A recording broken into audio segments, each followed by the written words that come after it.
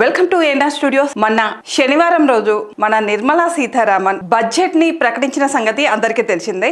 అందులో మన రాష్ట్రానికి ఎన్ని నిధులు వచ్చాయి, అసలు మన రాష్ట్రానికి వచ్చిన ఆ బడ్జెట్ పైన కాంగ్రెస్ పార్టీకి సంబంధించిన వివిధ నేతలు ఏమనుకుంటున్నారో ఇప్పుడు తెలుసుకుందాం.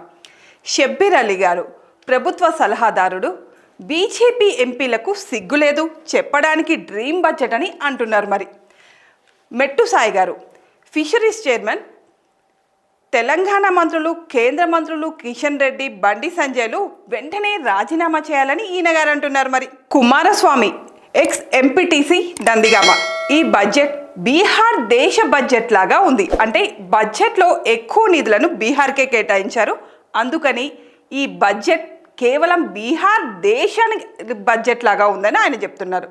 ఇక వీర్లపల్లి శంకర్ షాద్నగర్ ఎమ్మెల్యే, కేంద్ర నిధులు సాధించట్లో ఇద్దరు మంత్రులు విఫలం అయ్యారు, సిగ్గు లజ్జా ఉంటే రాజీనామా చేయాలని ఈయన అంటున్నారు. ఇక ఫిరోజ్ ఖాన్ తెలంగాణలో బీజేపీ పవర్లో లేదు కాబట్టి ఈ బడ్జెట్లో అన్యాయం జరిగింది అని ఈయన చాలా కూల్గా చెప్తున్నారు.